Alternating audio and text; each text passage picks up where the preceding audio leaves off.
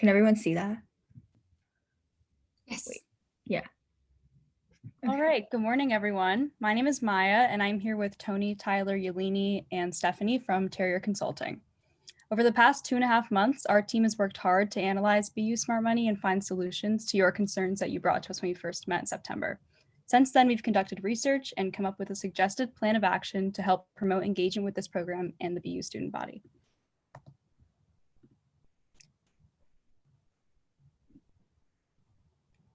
First off, we'd like to ask you all a question. What percent of Americans are financially literate? Do you think the percentage of financially literate people has been increasing, decreasing, or remained constant in the past 10 years?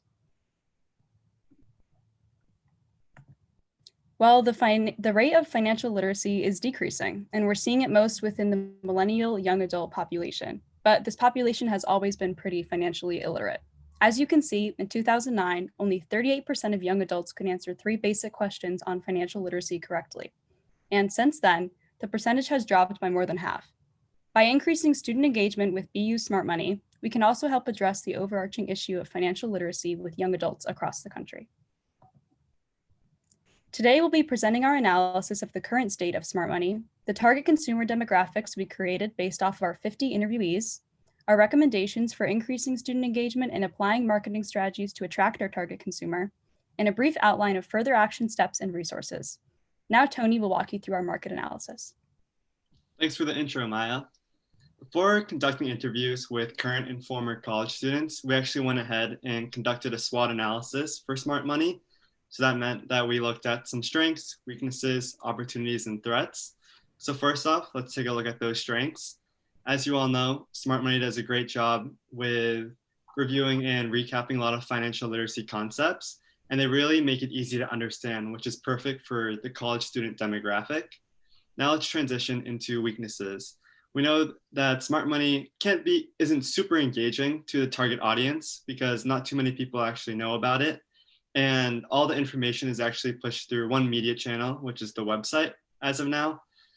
And when we look at opportunities, though, there's a lot of groundwork that Smart Money can actually take up. For example, Smart Money can really engage the entire undergraduate BU population, which is close to 17,000 students, as well as using the financial aid office resources.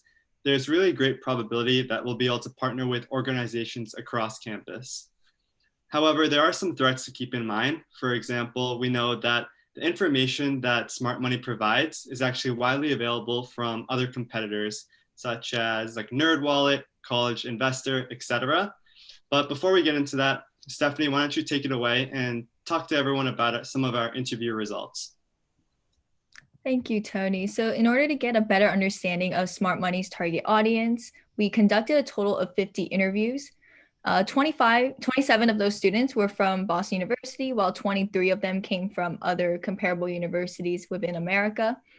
We also interviewed 38 domestic students and 12 international students because we wanted people from a large range of backgrounds. And one of our interviewees actually mentioned that she thought that depending on your major, you may be exposed to different amounts of financial information. And so we made sure to interview people from all different majors. In the end, we interviewed students from 33 different majors. So after conducting our interviews and learning about their demographics as well as their financial concerns, we as a team created target personas to paint a clear picture of hypothetical students at BU who would benefit from Smart Money. Yelini will now be going into detail about these personas. Thanks, Stephanie. First, let me introduce you to Tiffany, an international student studying chemistry on the pre-med track. She is currently employed as a barista and volunteers at the Boston Children's Hospital. As an international student, she receives no financial aid from BU and is paying for her own education. She has to take out many loans and is concerned for her future since she will have to also pay for medical school, but she doesn't know who to turn to for help. She is very frugal with her money and only spends it on necessities. She eats only at the BU dining halls and rarely spends money exploring Boston. Instead, she spends a lot of her free time on social media. Next, we have Haley, a financial aid recipient studying special education. She receives financial services from BU to afford her tuition and has a work-study job.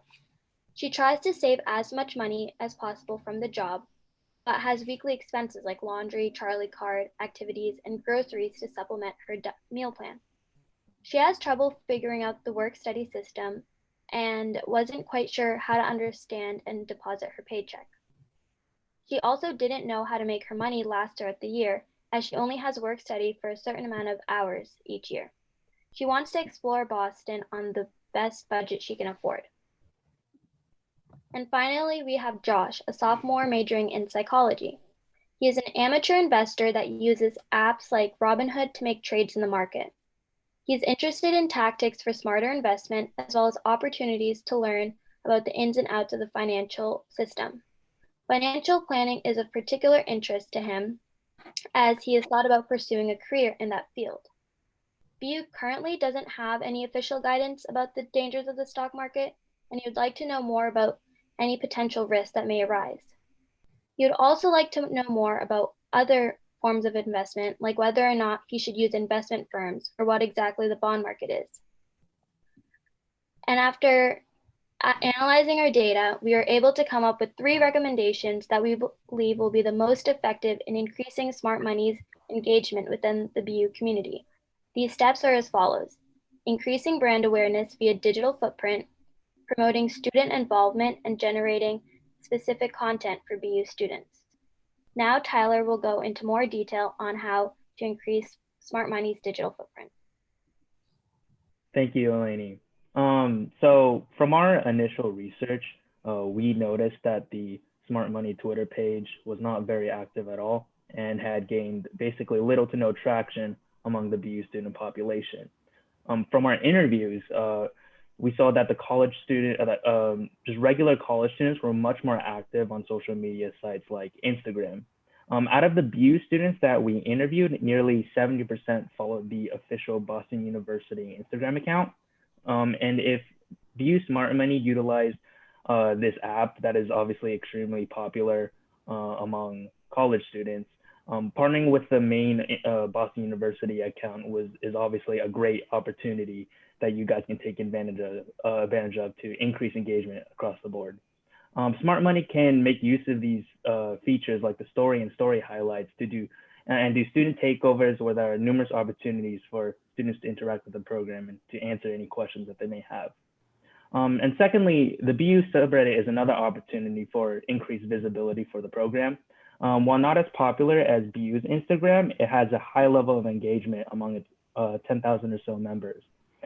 Smart Money can take advantage of this feature called pinning, where a mod can pin a post to the top of the subreddit, becoming the very first thing that anyone visiting the subreddit sees upon arrival.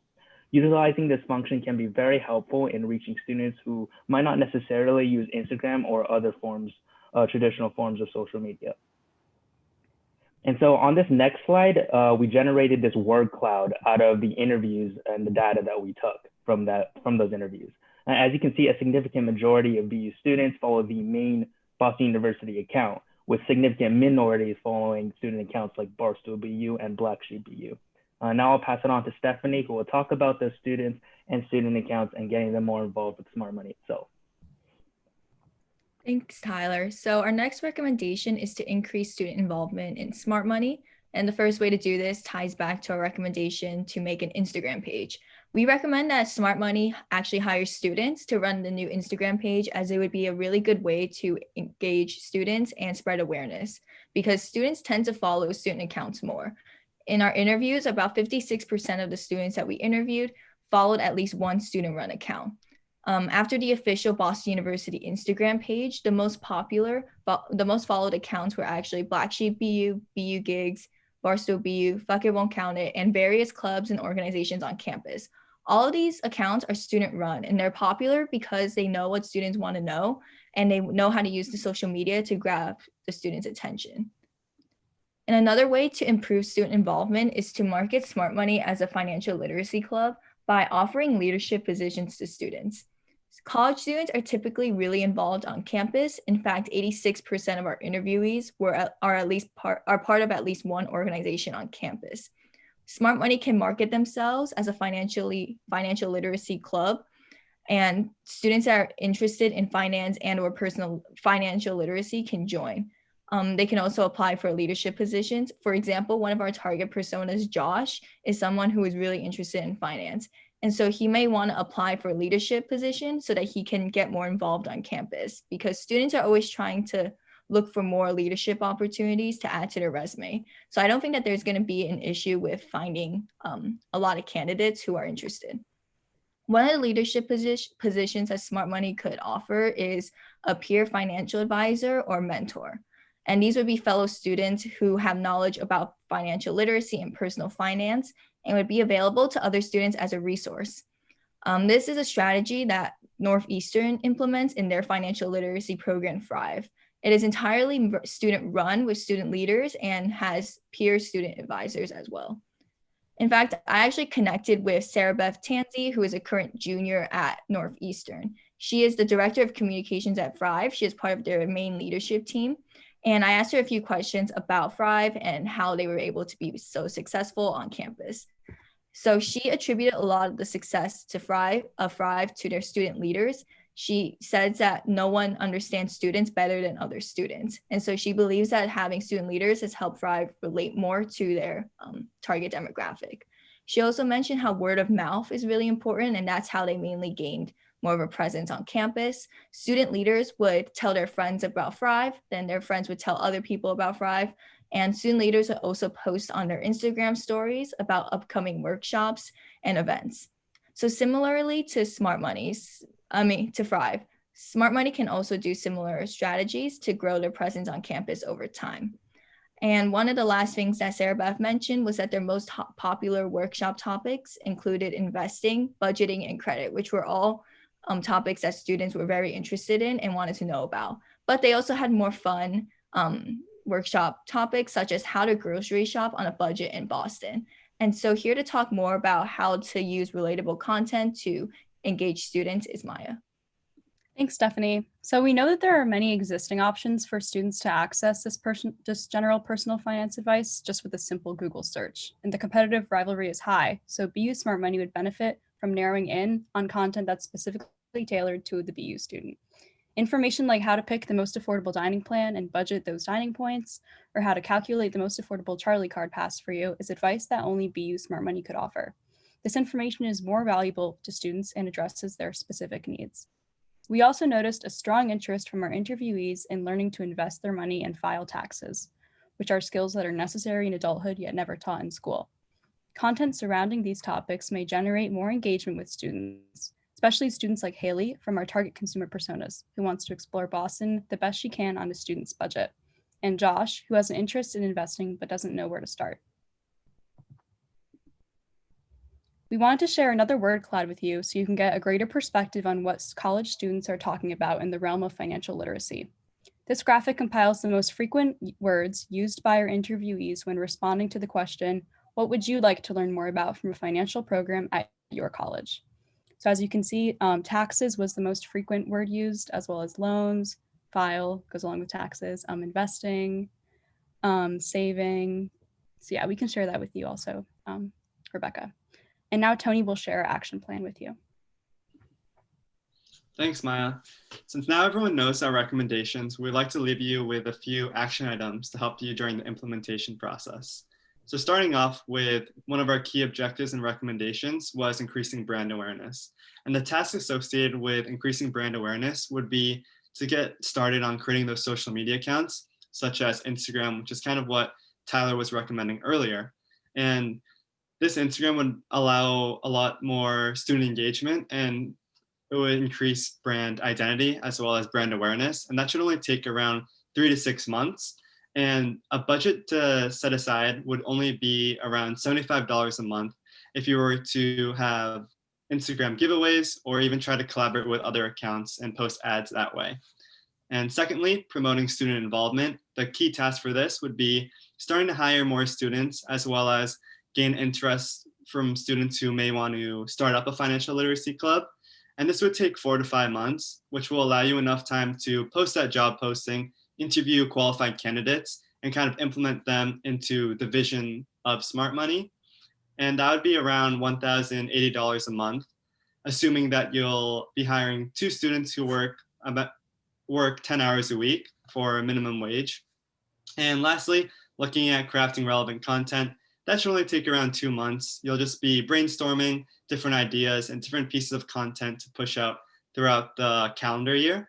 And if you look to the right column of this chart, you'll see resources. So we went ahead and got started with some of those resources, such as a social media content calendar, a sample Instagram page, a student job description, as well as a few content ideas to get the ball rolling.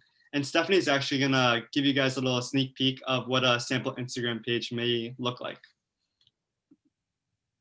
So thank you, Tony. We wanted to end the presentation just by showing you an example of what Smart Money's Instagram page could look like. So we created an Instagram page and developed some possible posts that Smart Money could have on their page. So for example, you could post reminders of workshops and events. So there on the right, you can see a sample post for a workshop on investing. And so posting those reminders is really important because not everyone is gonna remember, not every student's gonna remember everything, and they may just scroll through Instagram and see the reminder and then show up to the event. And another thing you could post are more informational posts, like the one on the left, which is about filing taxes for the first time. This is using that relevant content to engage more students, because a lot of college students actually haven't filed taxes ever without their parents' help. And so giving them that assistance will be helpful. And we figured you could also use the time of year to also help increase engagement. Students are more likely to engage with this kind of a post about taxes during tax season. So probably around January, you would want to post this, and towards April, you would want to post a reminder as well. So there are some more posts on the Instagram page that we made. However, we go into more detail on that in the project proposal. So if you want to take a look at that and read a little bit more in detail, you can. We also included the login information for this sample Instagram page so that you can go and log in and check it out yourself if you want. So thank you for listening to Terrier Consulting today. Hopefully our recommendations will help you in increasing Smart Money's presence on campus. Thank you.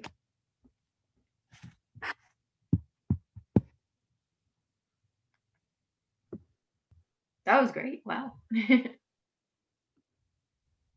Can I ask a couple of questions? Yes, yes. So we Okay. you ask questions and then we move on to the next one. So, Okay. before you ask Rebecca Shilpa, do you want to record the Q&A as well, or just the presentation? We'll go ahead and record the Q&A as well. Okay. Go ahead, Um, Rebecca. okay, that was amazing. So I was taking notes. So I noticed the Northeastern's name is Thrive of their program. It was kind of growing on me as you kept saying Smart Money. Do you think that that is a name that you would keep, or would you rebrand the name, or does it need a new name, like Thrive, something more catchy that we could put on? I saw she had it on her t-shirt.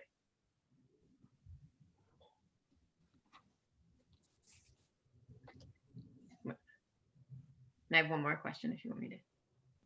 I can take that. So I think that Smart Money, like just Smart Money would be good. I don't think it's necessary to like do something like Thrive. I think Smart Money is actually kind of catchy because when I was creating the Instagram page, I kind of put in the bio, like, let's be smart with our money. And I figured that could kind of be like a catchphrase that goes along with the brand as well. Just having something a little bit more catchy like that. I think Smart Money is pretty catchy on its own already. Okay, great.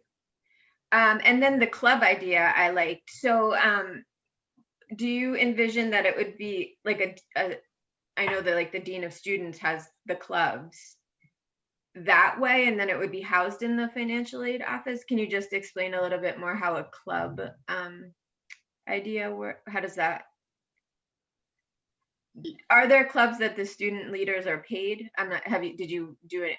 I'm not sure if that came across in your research or.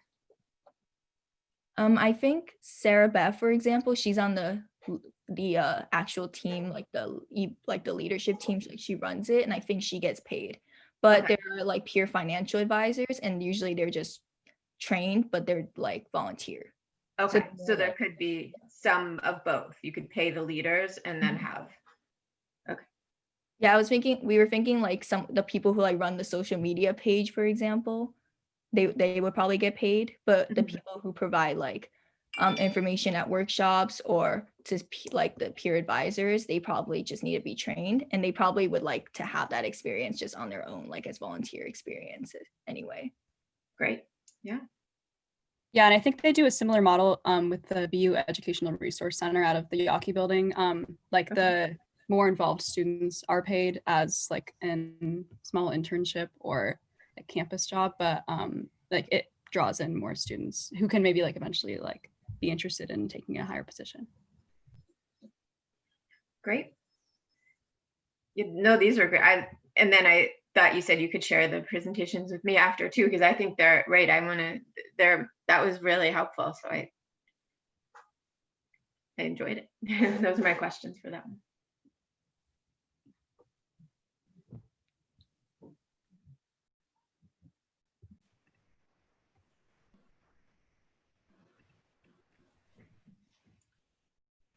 Okay, so hello and good morning. We are Team Money Heist, and today we have a presentation for you which outlines our process of coming up with the best marketing strategies to increase engagement for smart money with the BU community.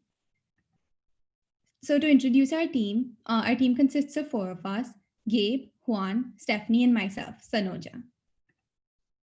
All right, so before we begin, we would like to share this like staggering stat that we found, which was 47 out of 50 of our interviewees did not know what Smart Money 101 was. But there's no reason to panic because that's all about to change. This slide shows our agenda for this presentation today.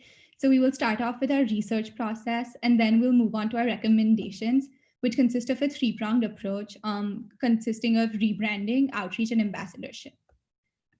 So to start off with our research methods, we conducted primary and secondary research.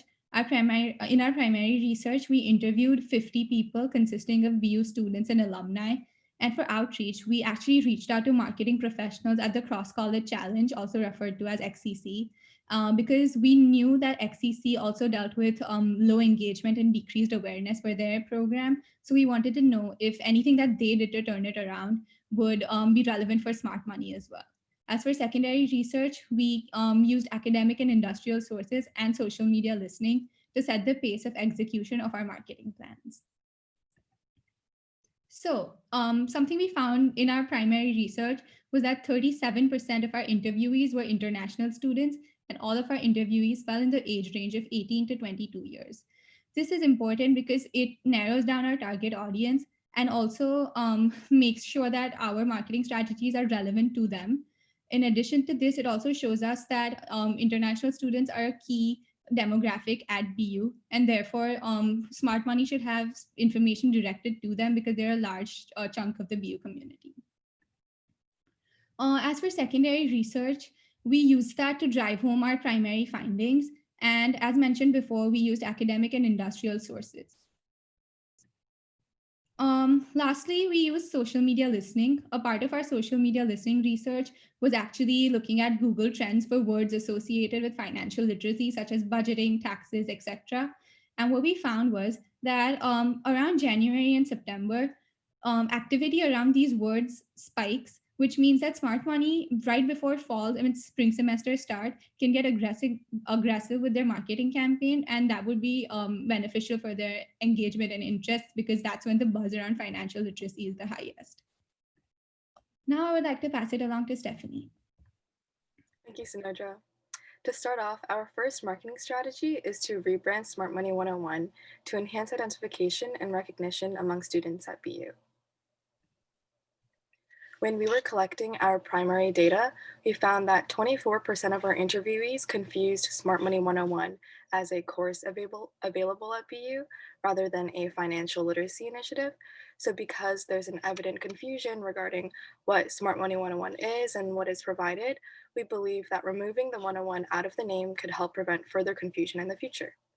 And additionally, 22% of our interviewees described their last experience with BU financial aid as either frustrating, inefficient, or in some sort of way negative. And so by rebranding Smart Money 101 as a standalone initiative, that can help dissociate the program from the stigma behind BU financial assistance. When conducting secondary research, we found that establishing a branding guide was imperative in driving other marketing efforts. More specifically, we found that something even little like a logo can be an effective integrator of the marketing efforts of the brand, as it helps enhance identification for customers and users.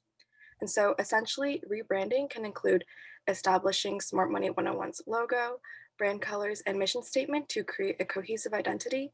And this can in turn increase visibility, recognition, and familiarity of the program. And so all of this rebranding is very important because it is essentially the foundation of all other marketing efforts that we're going to be talking about later in our presentation. And it is much easier to create ads, to redesign the website, and have a social media presence if the logo, if the colors, and if other branding elements were established. One neighboring program that we believe is representative of having an effective and cohesive brand image is Northeastern Thrive, as mentioned, which is also a financial literacy initiative, which, as you can see, is very strategic with having this uniform image on multiple social media platforms and even in person with their merchandise. Our team even took the liberty to create some logo and social media mockups to just help you visualize what Smart Money's rebranding could look like when it takes form. And as you can see with the Instagram page, if you would like the account information, definitely let us know and we can give that to you. And obviously, because we aren't design students, if you're interested, one option we wanted to present to you is the student-run club called Forge Design Studios, which has taken on several clients in the past, as you can see, and has also created marketing materials, logos, and other branding elements. And for more information on how to contact them and what their pricing guidelines are, we have that in the appendix at the end of the slide deck that you can use for reference. Next, I'm going to pass it over to Gabe to introduce our next marketing method. Thanks, Steph. So the next step in our deliverable plan is outreach. And what we're trying to do here is get Smart Money's name both visible and recognizable. Per our research, we know that outreach marketing is all about establishing and maintaining relationships. But to do so, we have to target multiple popular communication channels that both you and your base have access to, because a varied marketing mix does lead to higher engagement. So we took it to our interviews, and we found that 76% of our respondents said that social media was a preferred outreach method. And what we did here is we asked, if you're trying to learn something, if you're trying to gain information on a new topic, what outreach method would you be most receptive to? And social media won, but that wasn't enough because that's only an umbrella term for various networks and they all have their own benefits. For the typical person, for example, Instagram and Twitter aren't so fundamentally different. But as you can see, for a market researcher, important metrics like engagement rates, which do vary from social media to social media, choosing the wrong one could make or break a campaign. But luckily, 78% of our respondents chose Instagram, which is actually great because Instagram has a large range of media options, while the current Smart Money platform, Twitter, only allows for text and photo and video. Instagram has various built-in formats like photos, videos, interactive filters and cameras, Reels, which is essentially TikTok, and live videos, which allow for takeovers. And that's something we're really excited about because it's a virtual way to temporarily change the face of the brand. For example, a tax expert from H&R Block could take over the account for a day, get on live video, hold a live FAQ, and post tips to the story. That way, students have a way to tune in to get the information in a live format, as well as just throughout their day, scrolling through their Instagram feeds. And then up next, we have our ads and collaborations. And 40% of our respondents said that this was a preferred outreach method. And I think that makes sense because a lot of our advertising nowadays is digital. We're always on our phones, and that's something that advertisers recognize. So they try to get all their ads to us in that digital format. But these are the ads that we see when we're not staring at a screen, and we can't just swipe them away or tap an X and get them off our screen. So that's why they're effective. And we wanted to find a way to qualify this somehow. And luckily we didn't have to look far because, as we mentioned, we did talk to the marketing team at the Cross College Challenge. And this is a charting of their enrollment throughout the years. At the arrow with 36, that's fall 2018. That's XCC when it launched. Things were slow. Some classes had to be canceled at this point. And then from that point on, they hired a creative representative for marketing to start making ads and PSAs in the print space. You may remember the marijuana class ads and the napkin dispensers in the dining halls or the posters outside of Warren. So this creative effort plus a properly timed rollout all contributed to higher numbers. And we wanted to show you what this could look like for you as well. So on the left right here, I have a small form print ad. It's just posing a simple question in 2020, do you know what's going on with your credit? And then on the right, it's more of a large form print ad. It's a PSA explaining how switching from the 330 plan to the 250 plan does maximize your dining points on campus. And these are all print ads you see walking around campus or on the BU bus or in napkin dispensers. But our ads aren't also limited to print either. We have a multitude of marketing channels that can be taken advantage of at BU, both digital and print. And these are two examples of digital. Questroom Tools has a front page bulletin that allows for advertising, and multiple buildings across campus have digital signage. And then the last part that we're going to get into is collaborations. And this is really important because Smart Money is a BU initiative, but BU is more than the college. It's a network full of different organizations and people who are all, for the most part, accessible. So we've separated this into two groups, students and faculty. By collaborating with students, we're trying to place ourselves where there's lots of student interest by tapping into their organizations and events. By collaborating with faculty, through in and out of classroom collaborations, we're piggybacking on the students' trust in their professors and advisors at BU, and using that authority to start a launching point for Smart Money. But to do this effectively, we have to target the proper communication channels, as we said. And 26% of our respondents said that email was a preferred outreach method. And this also made sense to us because I'm sure that almost all of us receive weekly emails from BU Today or student activities or perhaps the hub. And that's because email marketing is huge at BU. When you get your BU login as a freshman, before you're on campus, BU Today is already sending you emails. So we're going to partner with these organizations throughout the year to promote Smart Money as an organization, as well as for relevant events like workshops and takeovers. And it's a perfect launch point to get Smart Money in the sights of everyone from incoming freshmen to our outgoing students. So details on the implementation of these assets can be found in the appendix at the end of the presentation. And now I'm going to give you over to Juan to dive into our final deliverable. Thank you, Gabe. And our final step of this presentation is ambassadorship. It consists of recruiting ambassadors to reach our students most effectively. Now, when we started doing our research, we found that consumers will not listen to us directly. People are wired to trust a third-party recommendation more than someone talking about themselves. So we had to find out who this third party was. Then we came to what the experts had to say. And we found, both by marketing experts such as Liana Technologies, as well as academic sources like the Journal of Marketing Management and Consumer Behavior, that ambassadors are key, are trusted, are experienced, and most importantly, they are important in creating a desirable brand image. This is key because with our starting program, we need to generate this brand image. Now, we needed to see if BU students were willing to be ambassadors for our program. What we found was very pleasing because we found that 75% of our students would be willing to be ambassadors for this program. However, they needed some sort of incentive. We found that monetary compensation is the way to go. Close to 80% of our students said that they would be ambassadors if they got some sort of monetary compensation. It is important to note that it does not refer specifically to a salary. While some students were interested in salaries, other forms of compensation are available, like gift cards, dining points, other sorts of benefits of this type. Additionally, that 20% also encouraged resume building and other scenarios like this, which are also incentives for us to get our ambassadors. NU Thrive, once again, is proof that it has been done before. Attached to this application, to this presentation, we have the application for NU Thrive Ambassadorship Program. In it, we find some very interesting questions as to what qualifications we would be looking for within our ambassadors, because we want to build the closest thing to a perfect team. And this leads me to our three-step approach in increasing engagement. The first one is to set our incentives and offer the positions for next semester. It is never too soon, but before that, we need to establish what sort of incentives are we going to offer the ambassadorship team. With this in mind, step 2 leads us to train these ambassadors and set the guidelines for responsibilities. It is important for them to know what they're representing, for them to be familiar with the concepts and with the ideas that we're going to be exposing. Why? Because in step 3, we're going to increase peer engagement with takeovers and workshops. Takeovers, we've already mentioned. We have the Instagram takeovers, and we'll have ambassadors throughout campus. And they will also be valuable assets when coming to workshops, because I get it. Everyone wants to see students and peers in a workshop where there's an expert talking. Finally, Sanoja will take us away with the timeline. Thanks, Juan. So I'd like to wrap this up with our timeline. It's actually more of a skeleton of a timeline with the start dates all almost starting in January. And the reason behind this is because our social media listening showed us that that's the time when buzz around financial literacy is the highest. These bars represent the times by which these individual processes should be successfully executed. So for example, by the end of January 2021, Smart Money should have reached out to Forge and they should have fixated and finalized their marketing materials. And also by the end of January, they should have relaunched their website and Instagram.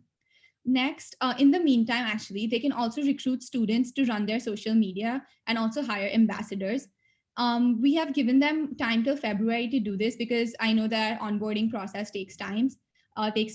And we know something else that takes time is actually the ad campaigns because they involve a lot of stakeholders. So we would recommend Smart Money to start reaching out to all the marketing personnel at dorms, dining halls, and the BU bus because it is a lengthy process. And we believe, but in spite of that, we believe that it can be achieved by the end of February. Lastly, by the end of May 2021, which is when the semester starts, wrapping up, we believe that Smart Money should have successfully completed a bunch of collaborations, both with student and faculty, either over social media or in person through workshops or tie-ups.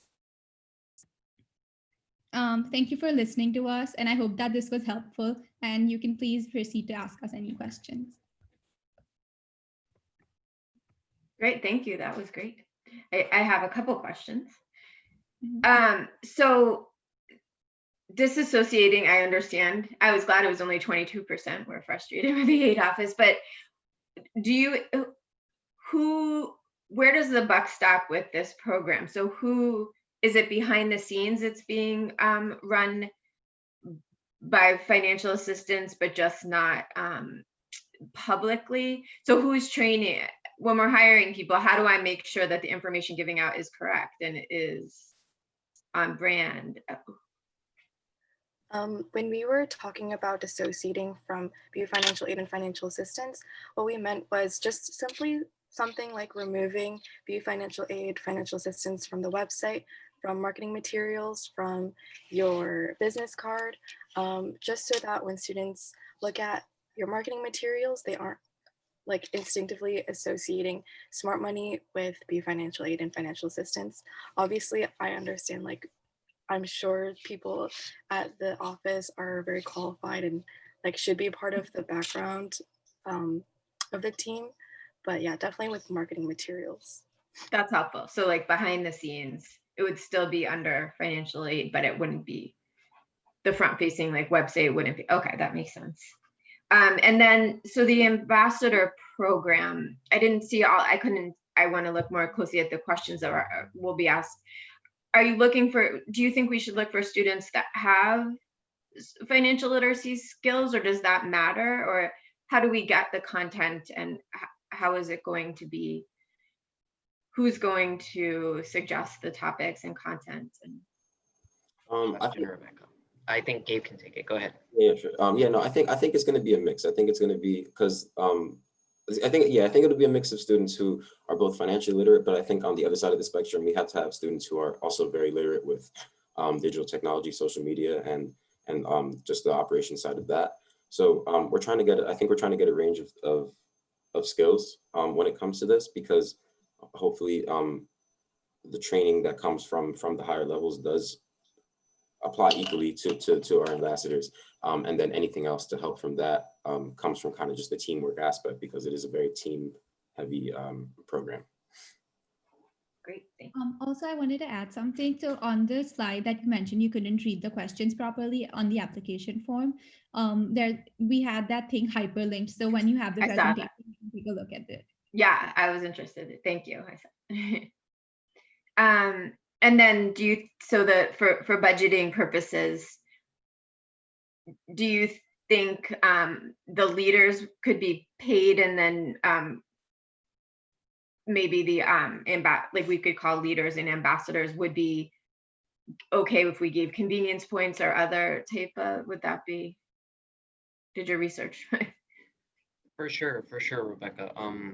That's why we said it's mostly up to you, because we don't have enough knowledge of how much of a budget you have.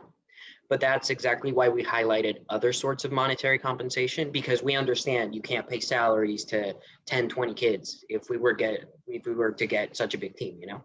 So it's a matter of distributing the budget in a way that even the newest volunteer can get some sort of compensation, even if it's just a $5 gift card. Okay, thank you. I believe that can be like an important question that you can ask on their on the Google form that you send out. So if you wanted to like gauge the interest in monetary compensation via salary or or other incentives. And then one other, so undergraduate class year, would you want representation from first year students through graduating seniors, or do you feel it would be more juniors and seniors should be? Do you have an opinion? Good question. So this comes to the way NU Thrive is structured a little bit, and we could kind of go along the same lines. They have returners and they have newcomers, right? So the newcomers can obviously be freshmen, they can be sophomores, but we do want to see some diversity in the ambassadorship team, especially because since it's peer-to-peer engagement. For example, having an international kid as an ambassador can help relate to all the international population. So it's important to have diversity. And I think freshmen and sophomores can also be within the program. Great. Thank you. Those are my questions.